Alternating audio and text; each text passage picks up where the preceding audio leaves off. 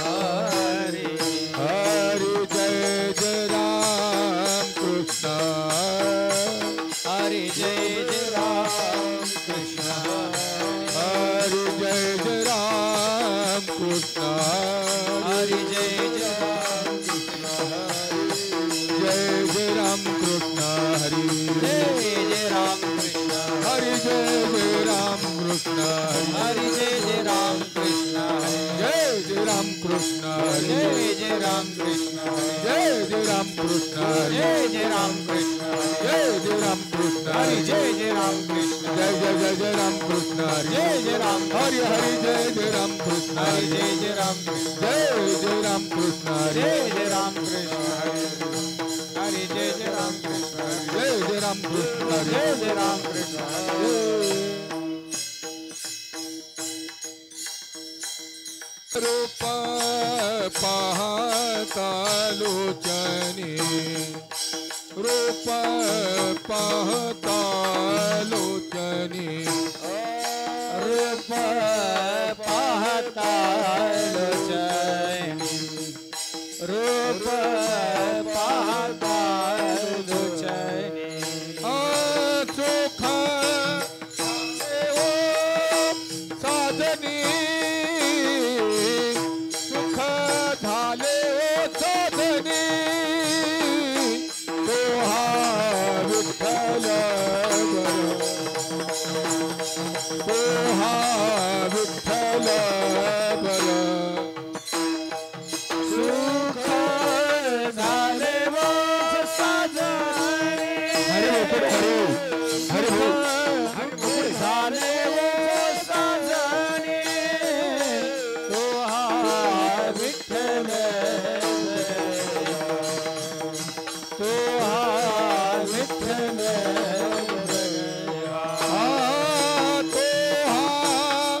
माधव परवा तोहा माधव परवा तोहा विठ्ठल बर तोहा विठ्ठल बर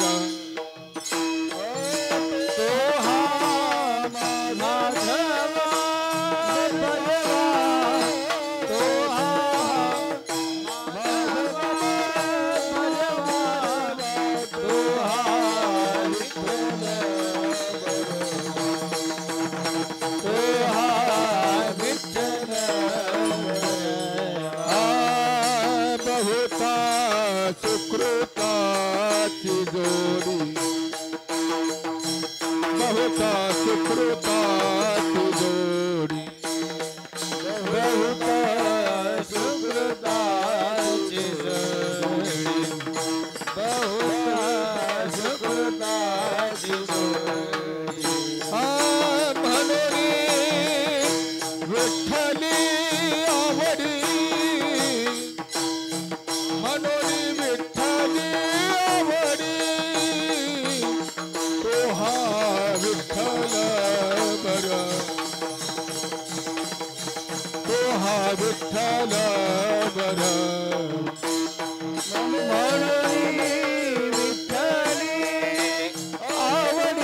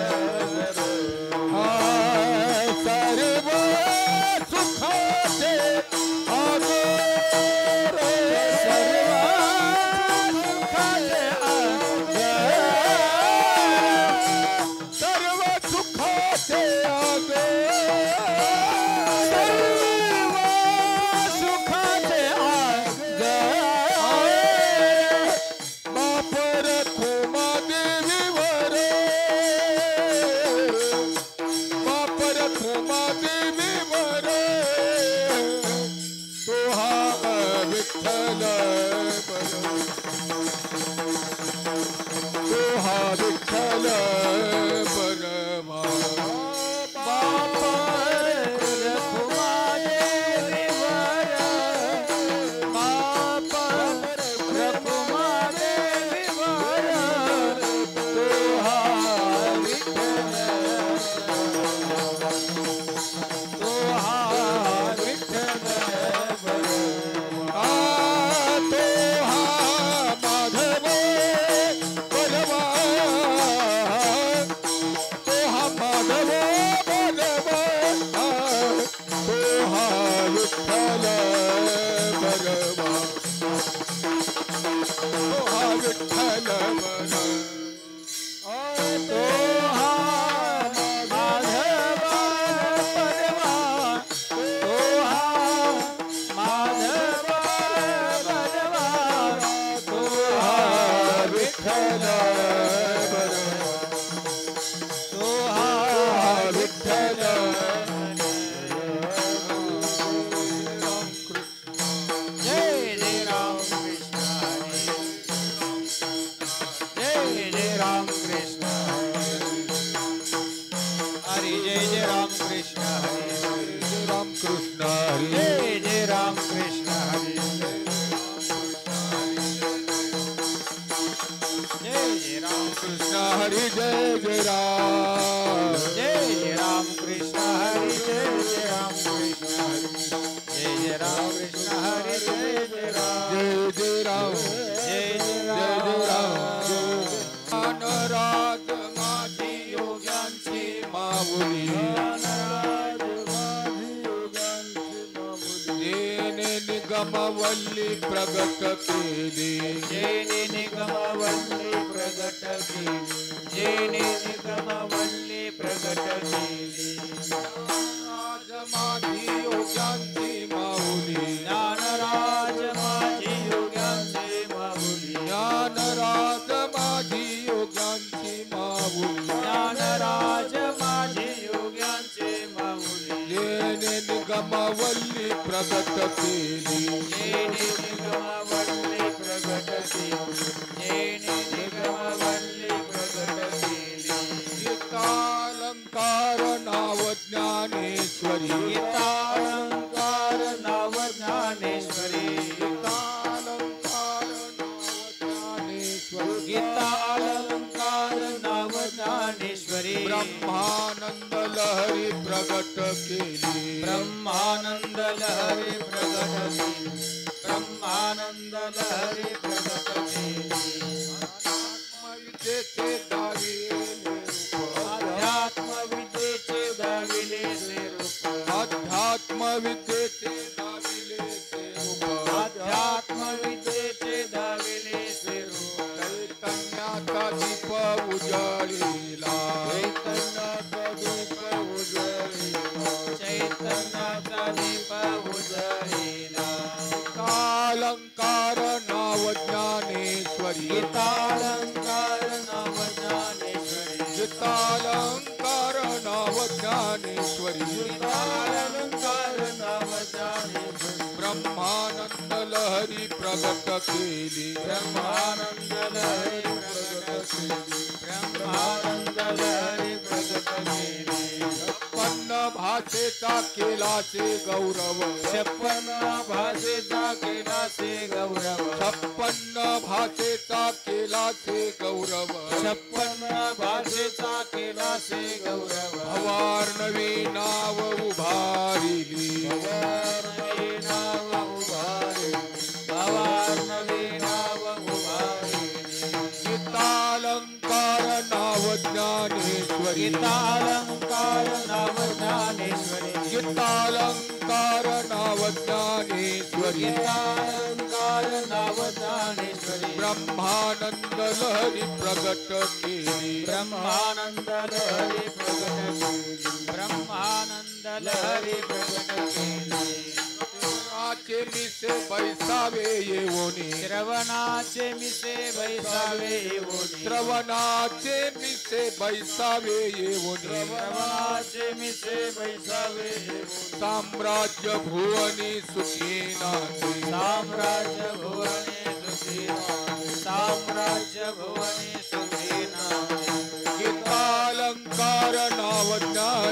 गीतालंकार नाव ज्ञानेश्वरी गीतालंकार नाव ज्ञानेश्वरी गीतालंकार नाव ज्ञानेश्वरी ब्रह्मानंद लहरी प्रगट केली ब्रह्मानंद लहरी प्रगट केली ब्रह्मानंद लहरी प्रगट केली नामा म्हणे ग्रंथ श्रेष्ठ ज्ञान नामा देवी म्हणे ग्रंथ श्रेष्ठ ज्ञान देवी नामा म्हणे ग्रंथ श्रेष्ठ ज्ञान नामा देवी म्हणे ग्रंथ श्रेष्ठ ज्ञान देवी एकतरी ओवी अनुभवा एकतरी ओवी अनुभवावी एकतरी ओवी अनुभवावी नामा म्हणे ग्रंथ श्रेष्ठ ज्ञान देवी नामा म्हणे ग्रंथ श्रेष्ठ ज्ञान देवी नामा म्हणे ग्रंथ श्रेष्ठ ज्ञान देवी नामा म्हणे ग्रंथ श्रेष्ठ ज्ञान देवी एकतरी ओवी अनुभवा एकतरी ओवी अनुभवावी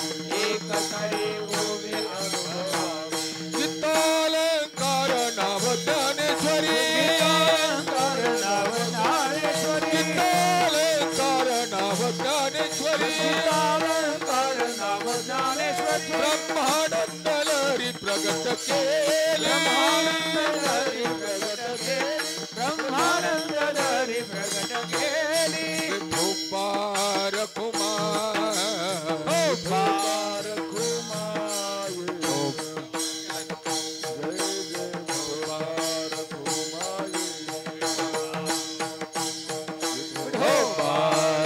कुमार भोपार कुमार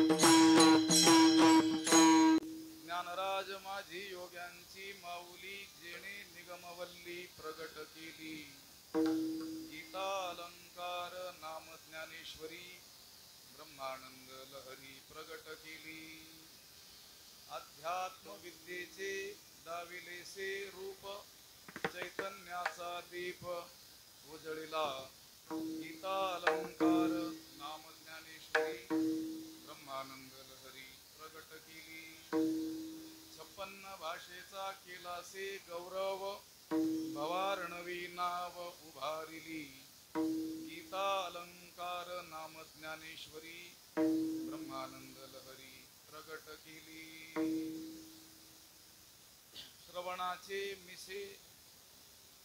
श्रवणाचे मिशे बैसावे येऊनी साम्राज्य भुवनी सुखी नांदे गीता अलंकार नाम ज्ञानेश्वरी ब्रह्मानंद लहरी प्रगट केली नामा म्हणे ग्रंथ श्रेष्ठ ज्ञान देवी नामा म्हणे ग्रंथ श्रेष्ठ ज्ञान देवी एक तरी ओवी अनुभवावी गीता अलंकार नाम ज्ञानेश्वरी ब्रह्मानंद लहरी प्रगट केली विठ्ठल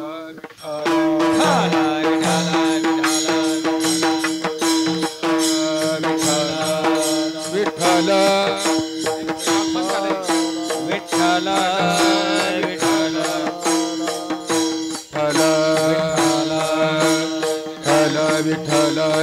विठ्ठल विठ्ठल विठ्ठल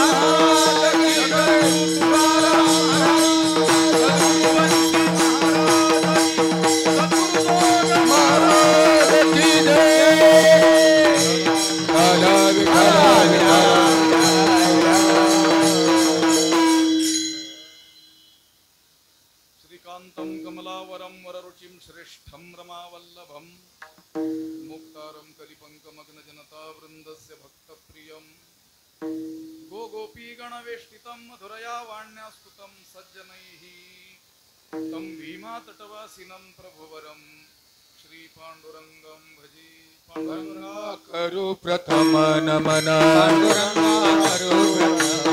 पांडुरंगा करू प्रथम नमन दुसरे चरणा संताचिया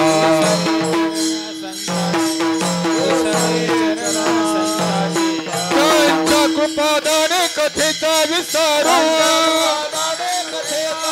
त्यांच्या कृपादाने कथेचा विस्तारू बाबाजी सद्गुरुदास तुका बाबाजी सद्गुरुदास पांडुरंगा करू प्रथम नमन दुसरे चरणा संतांचिया त्यांच्या कृपादाने कथेचा विस्तारू बाबाजी सद्गुरुदास तुका नमामि सद्गुरुं शांतं सच्चिदानंद विग्रहं पूर्ण ब्रह्म परानंद मीशमानंदी वल्लभम ओम नमो ज्ञानेश्वरा करुणाकरा दयाळा तुमचा अनुग्रह लाधलो पावन झालो चराचरी नमो सद्गुरु तुकया ज्ञान दीपा नमो सद्गुरु सच्चिदानंद रूपा नमो सद्गुरु भक्त कल्याण मूर्ती नमो सद्गुरु भास्करा पूर्ण कीर्ती अखंड मंडलाकारं व्याप्तं येन चराचरं तत्पदं दर्शितं येन तस्मै श्री गुरवे नमः दयांचे वीर्य स्मरण होय सकळ विद्यांचे अधिकरण तेची बंधू श्री चरण श्री गुरूंचे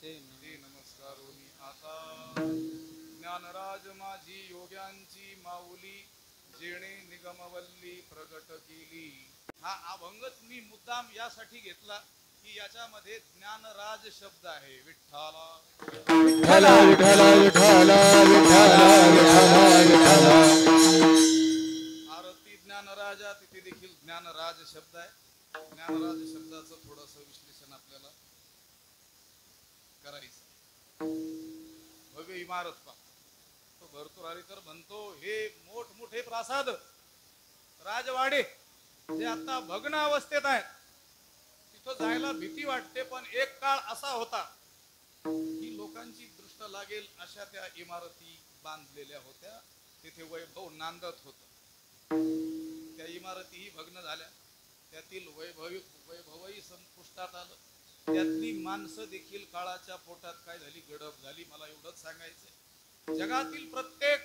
वस्तूला निरस करून टाकतो कोण काळ पूर्ण जगावरती उपकार केलेला आहे म्हणून या नेवासा भूमीचं ऋण संपूर्ण जगाच्या मस्तकावर आहे विठ्ठला विठ्ठला विठ्ठला विठ्ठला विठ्ठला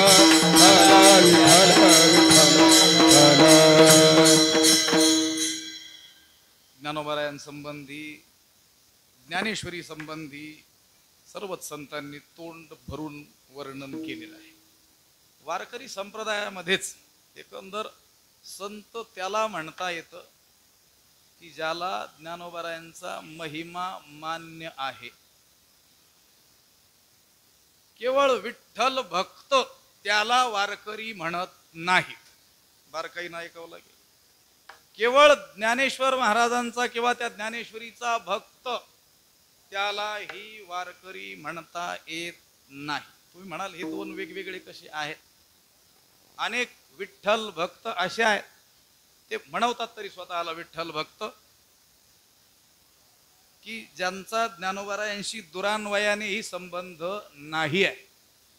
आणि अनेक लोक ज्ञानेश्वर महाराजांशी आणि त्यांच्या वाङ्मयाशी संबंधित जरी दिसत असले, कोणते विद्यापीठीय अभ्यास करणारे लोक, त्यांचा ज्ञानेश्वर महाराजांशी संबंध आहेच आहे, PhD करण्याच्या निमित्तानं का होईना, पण ते सगळेच विठ्ठल भक्त असतीलच असंही नाही. विठ्ठला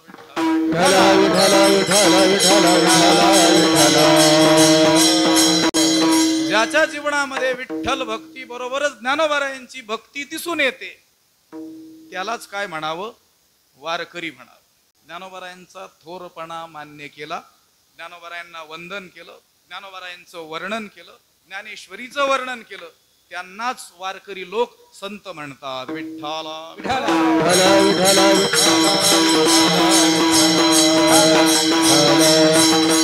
ज्ञानोबारायांनी ज्ञानेश्वरीत सांगितले. ज्ञानेश्वरीच्या अभ्यासकाला अन्य कोणत्याही ग्रंथाच्या अभ्यासाची गरज नाही. हा, अभ्यास करण्याकरिता आणि ज्ञानोबारायांच्या शब्दाची खोली जाणण्याकरिता निश्चितच अभ्यास करावा लागेल, त्याशिवाय कळणार. पण ज्ञानेश्वरी अपुरी म्हणून तिला जोड म्हणून अभ्यास करावा लागेल हे मूर्खाचं बोलणं होईल. व्याकरणादी न्यायादी ग्रंथांचा अभ्यास केल्यानंतर निश्चितच आपल्याला हे कळेल की भगवान भाष्यकारांसारख्या महाबुद्धिवानाला किंवा शंकरम शंकराचार्यम साक्षात शंकर अवतार असलेल्या आचार्यांना सुद्धा जी गोष्ट किंवा ज्या गोष्टीचं खंडन करण्याकरिता एक एक पान दोन दोन पान भाष्य लिहावं लागलं, ज्ञानोबारायांनी एखाद्या ओवीच्या अर्ध्या चरणात ते खंडन केलेलं दिसतं. विठ्ठला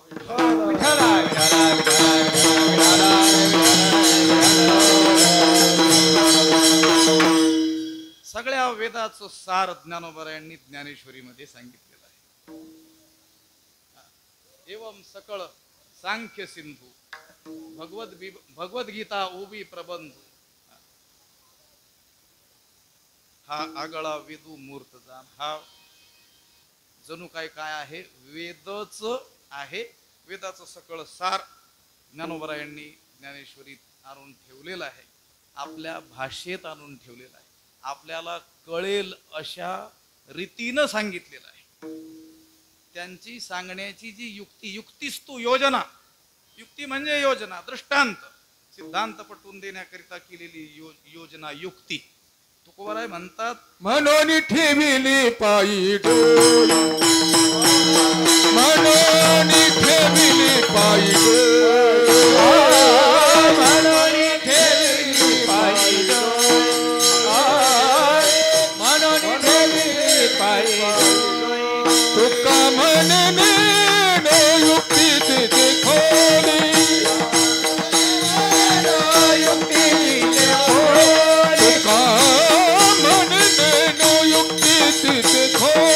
तुका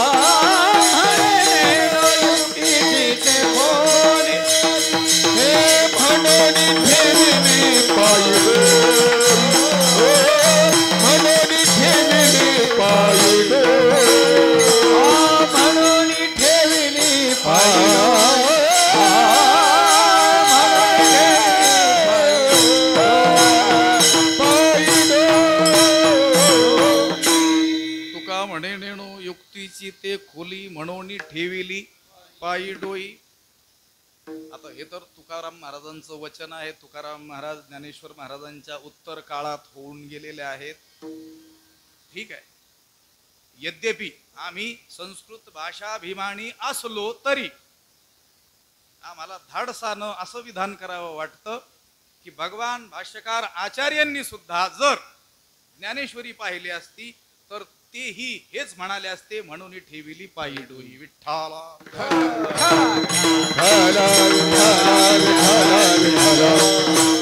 आणि तुकोबारायांचं हे वचन ज्ञानोबारायांच्या दृष्टांतापुरतं आहे. सिद्धांताची गोष्ट दूरच आहे. लक्षात आलं का? दृष्टांत आम्ही कुठंतरी बोललो असं ज्ञानोबारायांना असा काही लौकिक दृष्टांत सापडला नाही की ते काय करतात, सिद्धांताचाच दृष्टांत करून टाकतात. अहो ते श्रीमंत आहेत, श्रीमंताच्या घरी काय कमी असते.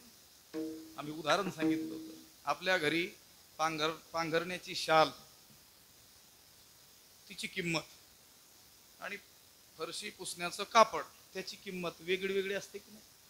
आपल्याकडे शाल केवढ्याची असते, ह्या सत्काराच्या नाही म्हणत मी, त्यांचा नेमका काय उपयोग करावा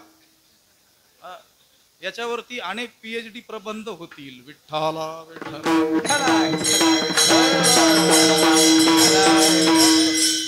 आपल्या घरातील चांगली शाल केवढ्याची असेल,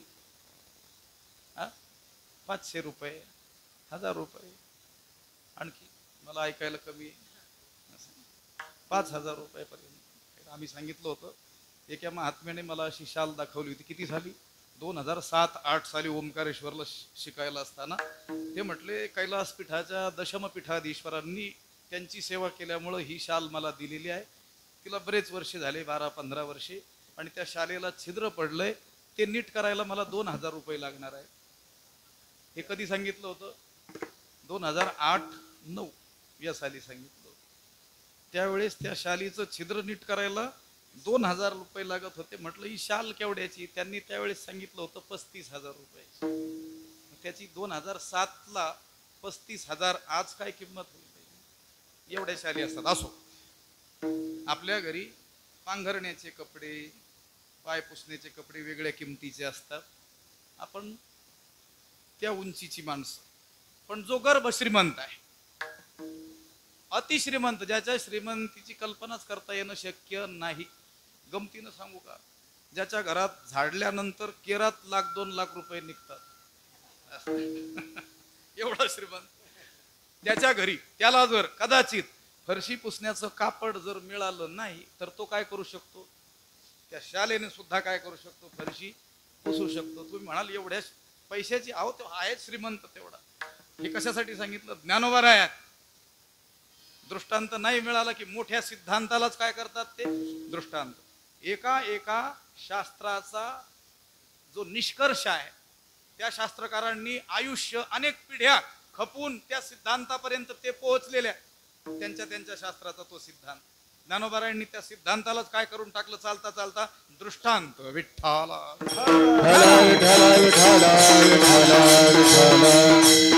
ही ज्ञानोबारायांच्या केवळ दृष्टांताबद्दलची गोष्ट झाली. सिद्धांताची गोष्ट अशी आहे की मी वाक्य बोलून गेलो, त्यांनी सगळ्या वेदाचं सार ज्ञानेश्वरीमध्ये आणलं. या गोष्टीला धरूनही ज्ञानोबारायांचं वर्णन अनेक संतांनी केलेलं आहे. नामदेवराय देखील हीच गोष्ट सांगताना, ज्ञानोबारायांचं वर्णन करताना त्यांच्याशी असलेला आपला संबंधही सांगतात अभंगाच्या. ज्ञान राजा माझी, ज्ञान राजा माझी, योगांची माऊन, ज्ञान राजा माझी, ज्ञान ज्ञान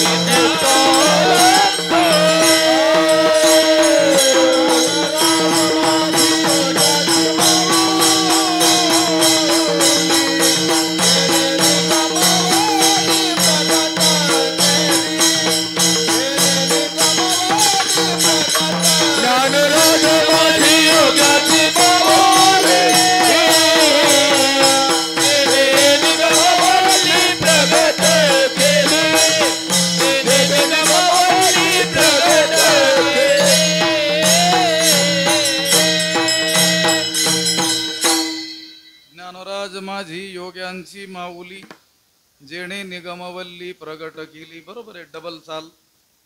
लक्षात आलं का? कशासाठी? एवढ्या गोंधळात चिंतन ऐकायचं झालं नाही तरी हरकत नाही, पण कशावर चिंतन चाललं होतं एवढं तरी लक्षात राहावं. विठ्ठला विठ्ठला विठ्ठला विठ्ठला विठ्ठला विठ्ठला. जेणे निगमवल्ली प्रगट केली. ते कोण आहेत? ते ज्ञानराज आहेत. आणखी कोण आहेत? योग्यांची माऊली आहेत. आणि त्यांच्याशी संबंध काय आहे? तर ते माझे आहेत. विठ्ठला विठ्ठला विठ्ठला विठ्ठला विठ्ठला विठ्ठला. लोक उगीच व्यवहारामध्ये एखाद्याचं वर्णन करतात. ते अमके आहेत ना, ते असे आहेत तसे आहेत. तुझा काय संबंध त्यांच्याशी? तसा काहीच नसतो. लोक सांगत असतात. लक्षात असत. एक गृहस्थ, सद्गृहस्थ नाही पण गृहस्थ, महाराष्ट्राच्या मुख्यमंत्रीपदी बरेच वर्ष राहिले. त्यावेळेस पुण्यामध्ये एक पत्रकार होते आणि त्यांनी संपादकीय लिहिलं होतं. त्यावेळेस ते म्हटले, पुण्यामध्ये मला कितीतरी लोक भेटतात की ते म्हणतात साहेबांचा माझा जवळचा संबंध आहे. शाळेमध्ये शिकत असताना एकाच बेंचवर आम्ही बसत होतो. म्हटले एक दोघांनी सांगितलं असतं तर ठीक होतं. दोघांच्या बेंचवर कदाचित तिघं बसत असतील. बऱ्याच लोकांनी म्हटल्यानंतर मला प्रश्न पडला की यांची बेंच किती किलोमीटर होती. विठ्ठला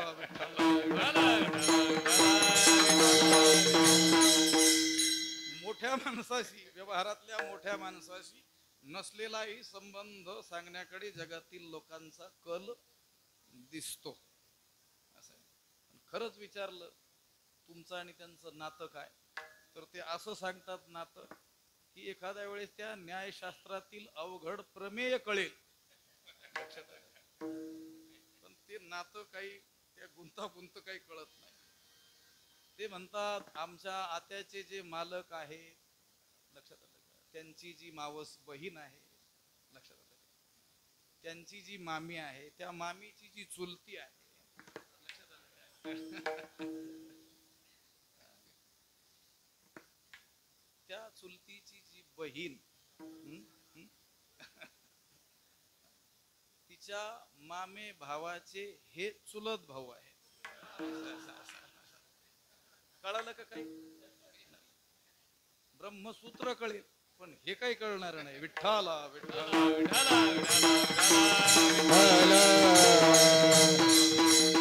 असो. ज्ञानोबारायांशी नामदेवराय जो संबंध सांगतात तो तशा प्रकारचा नाही आहे. ते काय म्हणतात, ती कुणाचे आहेत? माझे आहेत. अनेक ठिकाणी ज्ञानोबारायांना काय म्हटलेलं आहे, कृपाळू उदार माझा ज्ञानेश्वर, कृपाळू उदार माझा ज्ञानेश्वर, कृपाळू उदार माझा ज्ञानेश्वर, कृपाळू उदार माझा ज्ञानेश्वर. तया नमस्कार वारंवार, तया नमस्कार वारंवार, तया नमस्कार वारंवार. नमो याचे कुळ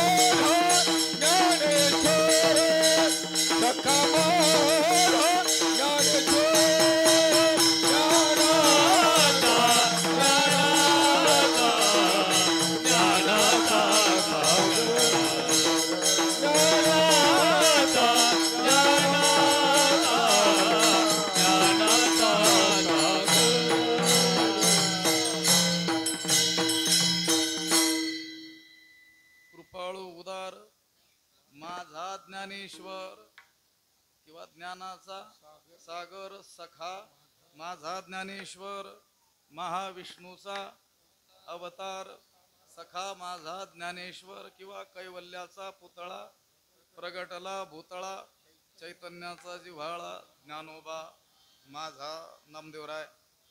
ज्ञानोबरायांशी आपली जवळीक या माझ्या शब्दानं सांगतात. ज्ञानराज माझी योग्यांची माऊली. आता याच्यामध्ये इतकी पदं आहेत आणि अत्यंत महत्त्वपूर्ण असलेली काय आहेत पदं आहेत. त्या पदांचं खरोखर विश्लेषण एखाद्यानं केलं महाबुद्धिवानानं तर या एकाच चरणावरती तो एक प्रबंध लिहू शकतो. विठ्ठला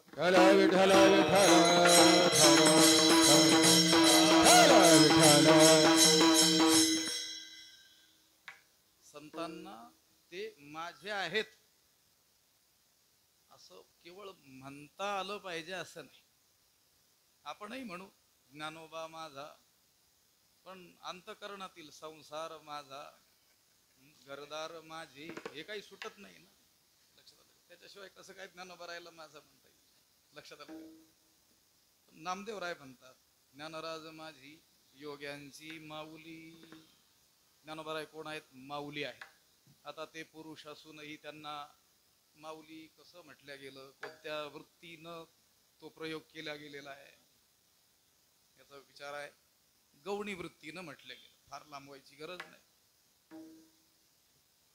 आईमध्ये असलेले समस्त गुण ज्ञानोबारायांमध्ये आहेत असं म्हणण्यापेक्षा ज्ञानोबारायांमध्ये असलेले मातृत्वाचे गुण जिच्यात असतात तिलाच आई म्हणतात. विठ्ठला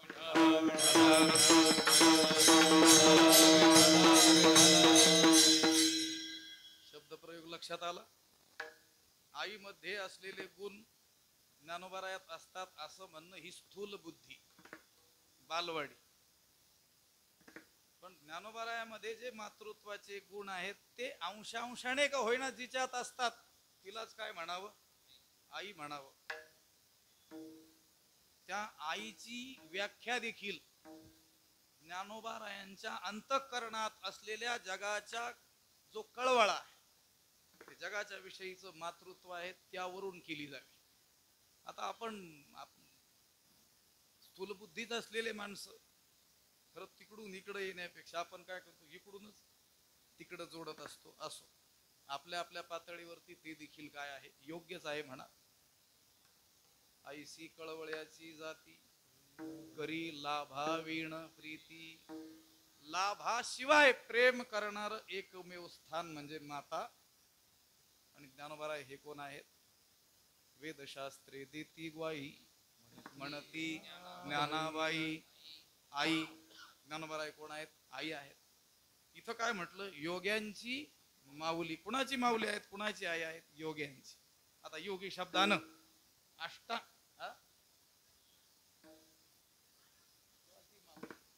अमुते कीर प्रसवली तुझीच कृपा. इथं अष्टांगादी योग साधन करणारा योगीच घ्यायचा असं नाही, तर इथं योगी शब्दाचा अर्थ आहे साधक. साधकाचा माय बाप दर्शने हरे, साधकाचा माय बाप दर्शने हरेचा. सर्वाभूते सुख रूपा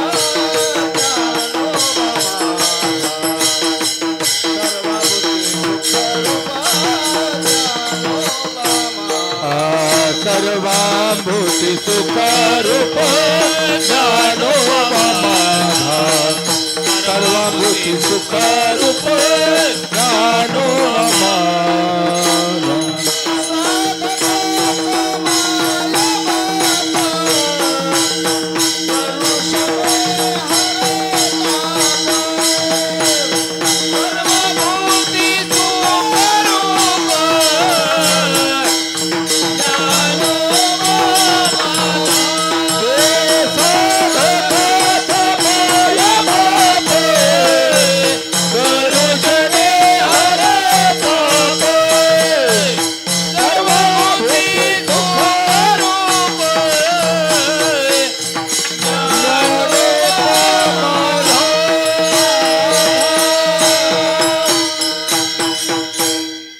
योग्यांची माऊली किंवा साधकांचा मायबाप, मग मग जे माऊली पिके सारस्वत तुझ्या पावली, या कारणे मी सावली नसंडी तुझी.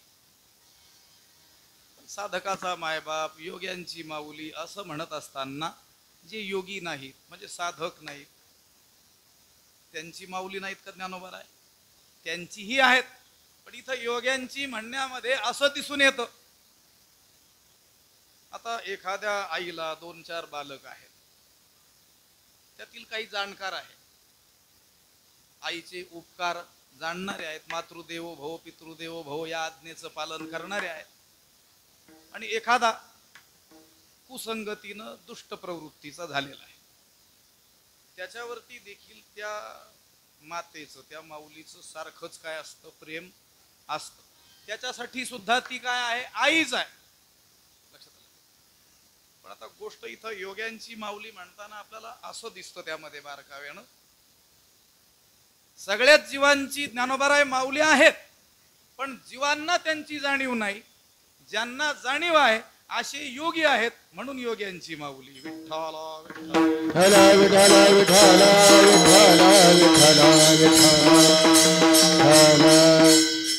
बोललेलं लक्षात आलंय का? ज्यांना जाणीव नाही आहे ज्ञानोबाराय आपली आई आहेत, त्यांची देखील ते आईच आहेत. अनाथाची मान एका जनार्दनी पाय वंदितसी, अनाथ जीवांची देखील ते माऊलीच आहे. ज्यांना जाणीव नाही आहे त्यांची देखील ते माऊलीच आहेत. त्यांच्यावरती देखील तेवढंच काय आहे, प्रेम आहे, अधिक प्रेम आहे. उलट जे खळाची व्यंकटी सांडो अगोदर त्यांची आठवण येते. पण गोष्ट अशी आहे, योग्यांची माऊली म्हणण्यामध्ये आपल्याला असं दिसतं, मी पुन्हा पुन्हा त्याचं उच्चारण करतोय कारण इथं असे काही भाव स्फुरतात कुठं ज्ञानोबरायांच्या समोर, की जे कुठेही वाचलेले, ऐकलेले, अभ्यासलेले, विचार केलेले नसतात. विठ्ठला विठ्ठला विठ्ठला विठ्ठला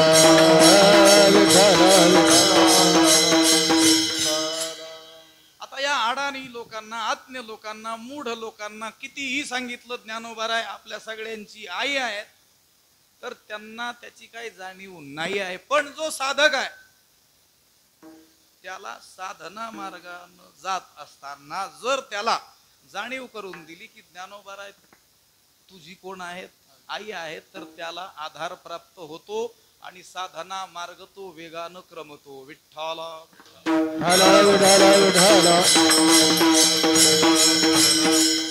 ज्ञानराज माझी योग्यांची माऊली. आता महत्वाचं पद मी ज्याकरिताच हा अभंग मुद्दामहून निवडला ते पद कोणतं आहे, ज्ञानराज.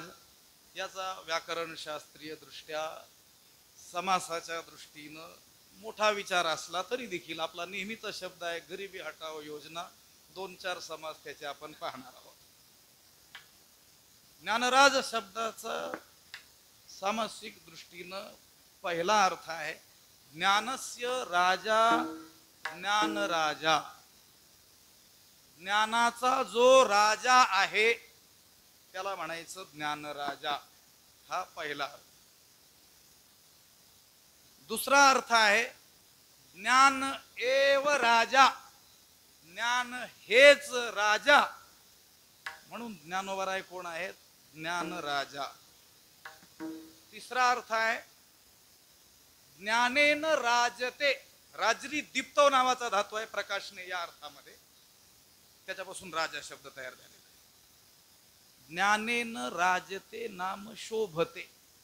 ज्ञानामुळं जो शोभतो तो ज्ञान राजा.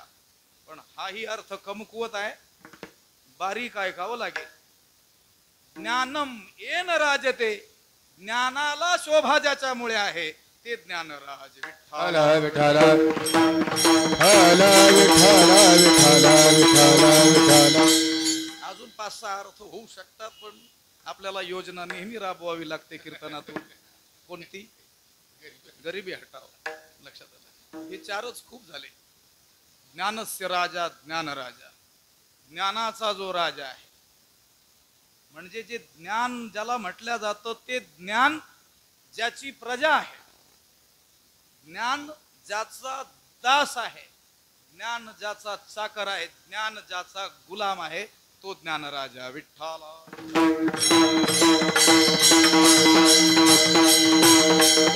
ज्ञानोबरायांनी महात्म्यांचं वर्णन करताना म्हटले, तो जयाकडे वास पाहे ती होती सुखाची सृष्टी होय, तो म्हणे तेथ राहे महाबोधू. तो महात्मा कसा असतो, ज्ञानोबरायांचंच वर्णन आपण समजूया त्या उभीमध्ये. तो म्हणे तेथ राहे महाबोधू. नोकर कुणाला म्हणावं, दास कुणाला म्हणावं? मालकानं सांगितलेलं ज्याला निमूटपणे ऐकावं लागतं तो दास. त्याचा अभिप्राय वेगळा आहे. स्वाभिप्राय परोक्षस्य परचित्तानुवर्तिनः स्वयं विक्रीत देहस्य सेवकस्य कुत सुखम साहित्यात म्हटलेलं आहे. स्वाभिप्राय परोक्षस्य, ज्याला स्वतःच मत मांडण्याचा अधिकार नाही. मालकानं सांगितलं ते निमूट ऐकायचं. मालक हे मला चुकीचं वाटतं असं त्यानं म्हणायचं नाही, भलेही मालक महामूर्ख असला. परचित्तानुवर्तिनः, त्या मालकाच्या मनात येईल तसं त्याला वागावं लागतं. स्वयं विक्रीत देहस्य, स्वतः देहानं जो विकल्या गेलेला आहे त्याला म्हणतात दास. आणि ज्ञान हे ज्यांचं काय आहे, दास आहे. तो म्हणे ते थर आहे महाबोधू. त्या महाबोधाला त्यांनी सांगावं इथं राहा, त्याला तिथं जाऊन राहावं लागतं. तो महाबोध, ते ज्ञान, तो मोक्ष असं म्हणू शकत नाही ज्ञानोबराय. तुम्ही मला आज्ञा दिली याच्या ठिकाणी जाऊन राहा, जरा त्याचा 7-12 तरी पाहायचा, लक्षात आलं, त्याचा अधिकार तरी पाहायचा. तसं ते ज्ञान म्हणू शकत नाही. ज्ञानोबरायांच्या मनात आलं आणि त्यांनी त्या मोक्षाला, त्या ज्ञानाला आज्ञा दिली, तर तो मोक्ष, ते महाज्ञान रेड्याच्या ठिकाणी देखील त्याला जावं लागतं. विठ्ठला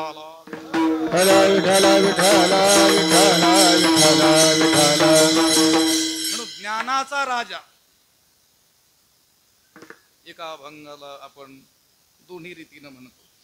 ज्ञानियांचा राजा गुरु महाराव, किंवा ज्ञानियांचा गुरु राजा महाराव, असं दोन्ही रीतीनं त्याचे पाठ आहेत, प्रचलित आहेत वारकरी संप्रदायात. दोन्हीही काय आहेत, मान्यच आहेत. आपण ते मान्यच करावे. लक्षात आलं. ज्ञानियांचा राजा किंवा ज्ञानाचा राजा, ज्ञानस्य राजा, ज्ञानराजा, ही पहिली व्युत्पत्ती थोडक्यात गरिबी हटाव योजना राबवून आपण सांगितली.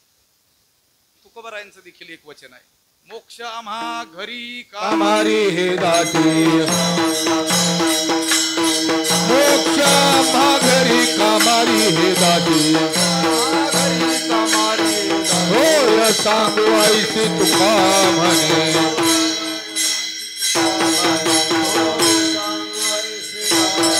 मोक्ष आम्हा घरी कामारी हे दाती, मोक्ष आम्हा घरी कामारी हे दाती, होय सांगू ऐसी तुका म्हणे.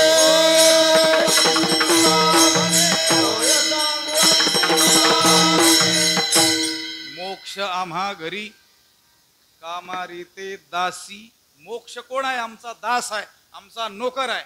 आम्ही कोण आहोत? त्याचे मालक आहोत. ज्ञानस्य राजा, ज्ञानराजा, हा पहिला अर्थ आहे ज्ञानराजा शब्दाचा. दुसरा मी सांगितला होता ज्ञानश्च एव असो राजा, ज्ञानराजा. ज्ञान एव राजा, ज्ञानच राजा, ज्ञानराजा. ऐकेगा ज्ञान चक्रवर्ती, तू तव ज्ञानाचीच मूर्ती. ज्ञानोबराय कोण आहेत? प्रत्यक्ष ज्ञानाची मूर्ती आहेत. ज्ञान एव राजा, ज्ञानराजा. विठ्ठला विठ्ठला विठ्ठला विठ्ठला विठ्ठला. तिसरी व्युत्पत्ती मी सांगितली ती जरा सामान्य आहे. ज्ञानेन राजते, तृतीया तत्पुरुष समाज जर केला. ज्ञानामुळं जो शोभतो त्याला काय म्हणायचं? ज्ञानराजा. आता बरेच राजे दुसऱ्याच गोष्टीनं शोभतात, ती गोष्ट वेगळी. लक्षात आलं? त्यांची शोभा वेगळ्याच गोष्टीत असते. ज्ञानोबराय शोभतात कशानं? त्यांच्या ठाई असलेल्या ज्ञानानं. पण ही व्युत्पत्ती देखील ज्ञानोबरायांच्या तुलनेत अतिसामान्य आहे. ज्ञानामुळं ज्ञानोबराय शोभतात असं नाही.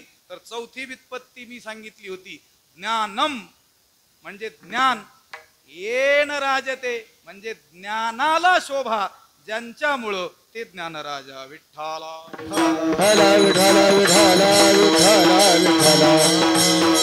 ज्ञानोबारायांच्या पूर्वी देखील ज्ञान जगात होतं, पण ते ज्ञान तेवढंस काही सुशोभित नव्हतं. त्या महाभारताचं वर्णन करताना येथ चातुर्य शहाणे झाले, म्हणजे चातुर्य होतच अगोदर, पण ते एवढं शहाणं नव्हतं. ज्ञानोबारायांची शब्द आहेत त्या साहित्यिकाच्या बापाला लवकर कळणार नाही. चातुर्य होतच जगात पूर्वी, पण ते शहाणं नव्हतं. बघा, लोपले ज्ञान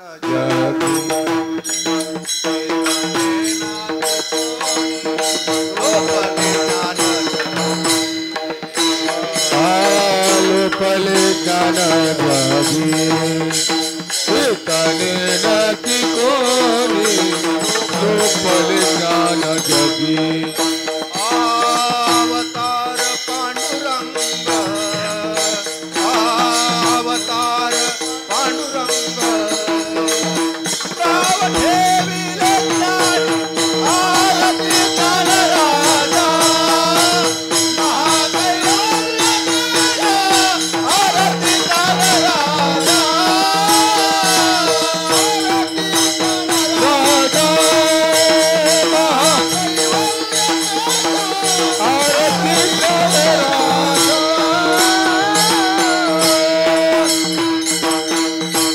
लोपले ज्ञान जगी, जगामध्ये ज्ञान लोपलं होतं. त्या लोपले लोपणे या शब्दाचा अर्थ आपण अभिभूत होणे, निस्तेज होणे असा घेऊया.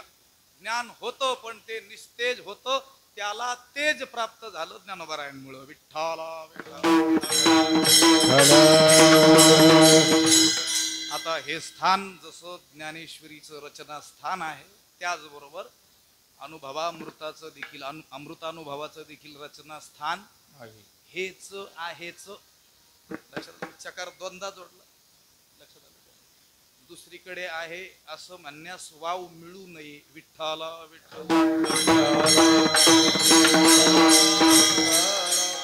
थोर लोक जे मानत आलेले आहेत तेच मानावं का? त्यांच्यापेक्षा महाबुद्धिवान आपण आहोत. थोरा मोठ्यांना जे मान्य आहे, श्री गुरु पूर्णाम गुरु मामासाहेबांसारखे, त्यांच्या तालमीत घडलेले सद्गुरु वैकुंठवासी बंशीबाबांसारखे महात्मे आपल्याला ओरडून ते सांगतात. त्यांच्यापेक्षा महाबुद्धिवान किंवा महातपस्वी आपण आहोत का? खचितच नाही. लक्षात आलं का? असो, मला एवढंच सांगायचं होतं. ज्ञानेश्वरी बरोबर अमृतानुभवाच्या रचनेचं हेच स्थान असल्यामुळं आपल्या श्रीगुरूंचं जे वर्णन केलेलं आहे दुसऱ्या अध्यायामध्ये, श्रीगुरु वर्णनच त्या प्रकरणाचं काय आहे, नाव आहे. मला तुम्हाला तो समाज सांगायचा आहे ज्याच्यामुळं ज्ञान शोभतं. अगोदर ज्ञान होतं, पण ते काही एवढं सुशोभित नव्हतं. त्या ज्ञानाला फारशी किंमत नव्हती, त्याला कोणी काही विचारत नव्हतं. पण ज्ञानोबारायामुळं त्या ज्ञानाला किंमत आली. ते सांगण्याकरिता ज्ञानोबाराय आपल्या श्रीगुरूंचं वर्णन करताना असं म्हणतात, आता उपाय वनवसन जो आज्ञेचा आहे वतंतू, अमूर्तची परी मूर्तू कारुण्याचा. या ओवीतील फक्त मला ते दुसरं पद महत्वाचं वाटतंय आत्ताच्यासाठी. आता उपाय वनवसंतू, पुढचं पद काय? जो आज्ञेचा आहे व तंतू. आहे व तंतू शब्दाचा अर्थ आहे मंगळसूत्र, आणि आज्ञा शब्दाचा अर्थ आहे ब्रह्मविद्या. ब्रह्मविद्या सौभाग्यवती ज्यांच्यामुळे आहे ते आमचे श्री गुरु निवृत्तीनाथ महाराज आहेत, असं ज्ञानोबाराय जे बोलतात. त्यांचेच शब्द उसने घेऊन आपण ज्ञानोबारायांचं वर्णन करू की अगोदर ब्रह्मविद्या होती, पण पती वाचून ती पतिव्रत ती स्त्री जशी उपहती पावे सर्वथा असं म्हटलं गेलं, तिला किंमत नव्हती. ज्ञानोबारायांमुळं ती ब्रह्मविद्या सौभाग्यवती झाली, तिला किंमत आली. विठ्ठला विठ्ठला विठ्ठला विठ्ठला विठ्ठला विठ्ठला. अगोदर काय ब्रह्मविद्या नव्हती का? पण तिला विचारताय कोण? ज्याच्यामध्ये विवेक वैराग्यादी जन्मजात आहेत अशीच माणसं. आस्थेची या महापुरी रिगता ती कोटीवरी या न्यायान एखाद दुसरा कोणीतरी त्या ब्रह्मविद्येच्या शोधात किंवा तिचं महत्व जाणून तिच्या प्राप्तीसाठी प्रयत्न करणारे होते. पण ज्ञानोबरायांनी अवतार धारण करून काय केलं? फिटो विवेकाची वाणी, हो काना मनाची जिनी, देखो आवडे तो खाणी ब्रह्मविद्येची. त्या ब्रह्मविद्येला काय केलं? सार्वजनीन केलं, तिला किंमत आणून दिली. विठ्ठला विठ्ठला विठ्ठला विठ्ठला विठ्ठला विठ्ठला. ज्ञानम येन राजते. हाच समास ज्ञानोबरायांच्या ज्ञानराजा या शब्दासाठी आत्ता आपल्याला उपयोगी आहे असं वाटतं. वेळ आपली संपत आलेली आहे. ज्ञानाला ज्याच्यामुळं शोभा आहे. आपण तुम्ही आम्ही सामान्य आहोत. आपल्याला जी शोभा आहे कशामुळं? ज्ञान असेल तर. नाही तर कोण विचारतो? काहीतरी कला असेल, काहीतरी सद्गुण असेल तर आपल्याला शोभा. गुणहीन जर मनुष्य असेल त्याला कोण विचारतो? लक्षात आलं?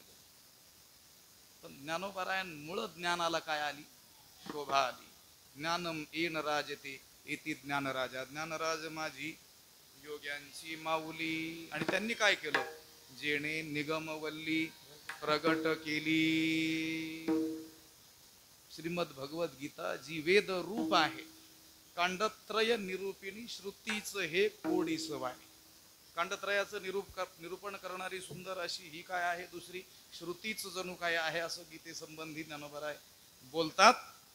त्या गीतेला अलंकार चढवण्याचं काम ज्ञानोबरायांनी केलं. दुसरं गीतालंकार गीतालंकार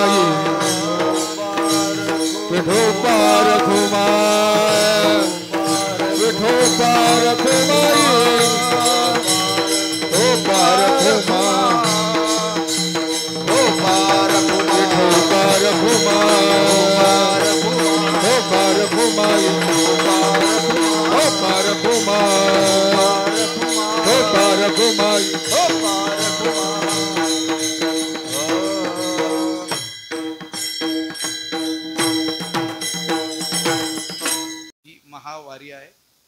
आणि यासाठी अनेक भाविक, लक्षावधी भाविक जे साधन मिळेल त्या साधनांनी म्हणा किंवा दिंड्यांमध्ये सामील होऊन इथपर्यंत मजल दर मजल करत पोहोचलेले आहे. आता ह्या लोकांची गर्दी, त्यांच्या मनातील ज्ञानोबरायांप्रती असलेली श्रद्धा, भावना हे पाहता आपल्याला लक्षात येतं. कोणी सांगितलं या म्हणून वारीला? कोणी आमंत्रण पाठवलं का? कोणी? ज्ञानोबरायांच्या दयेनं, कृपेनं माझ्याकडे आलेली ही सेवा. आता याच्यामध्ये मी माझी पूर्वपुण्याई म्हणावं तर तो नसता अहंकार आपल्या पाठीशी लागेल.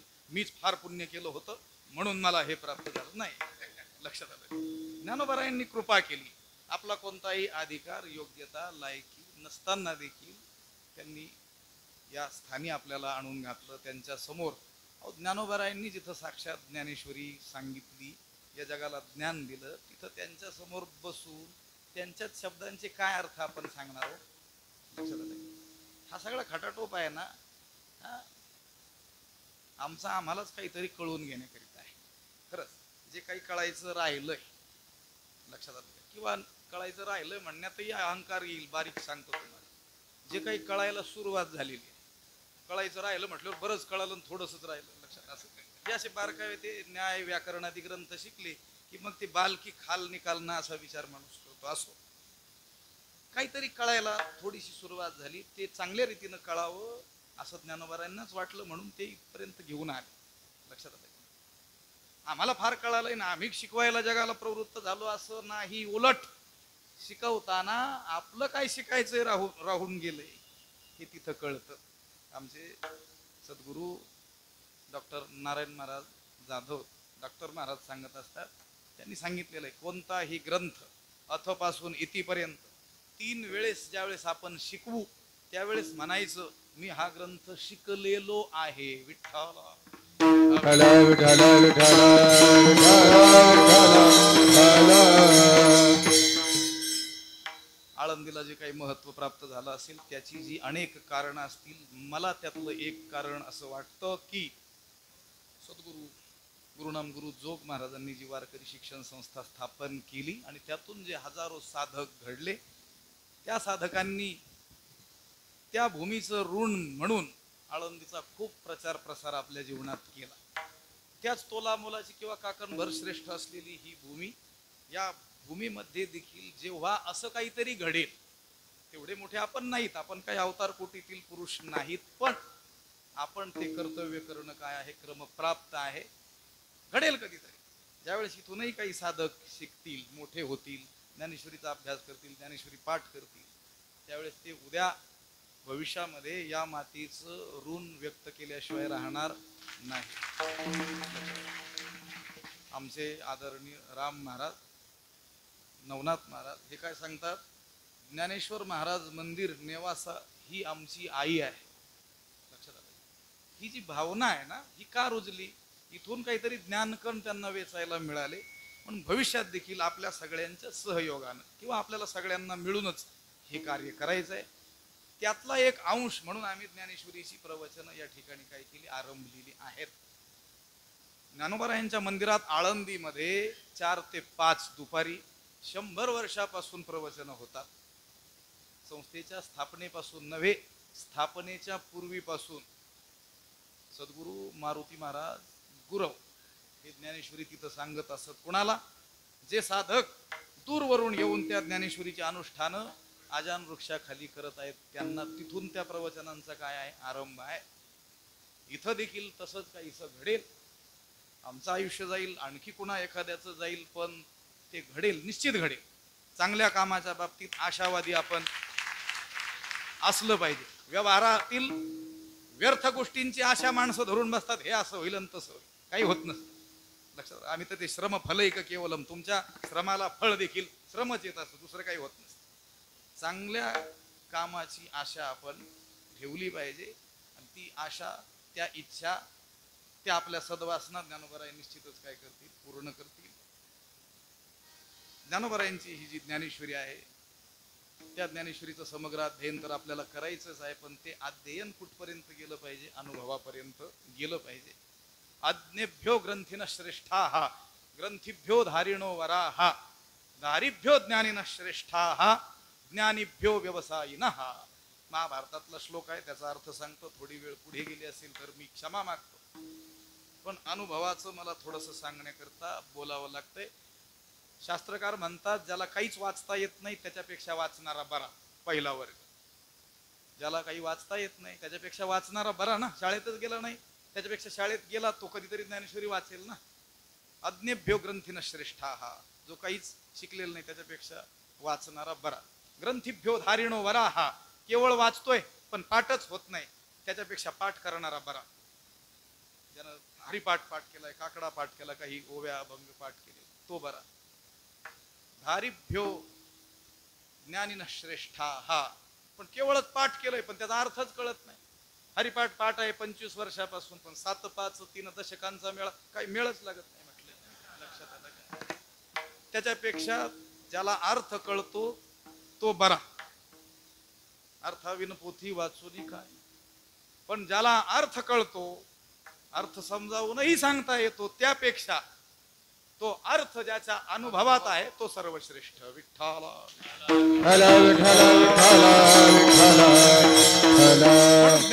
ज्ञानोबरायांच्या ज्ञानेश्वरीचं समग्र अध्ययन करायचंय, चिंतन करायचं, अर्थ जाणून घ्यायचा आहे. पण नामदेवराय म्हणतात त्यापेक्षा एखादी ओवी अनुभवली तर ती बरी. शेवट नामावली ग्रंथ श्रेष्ठ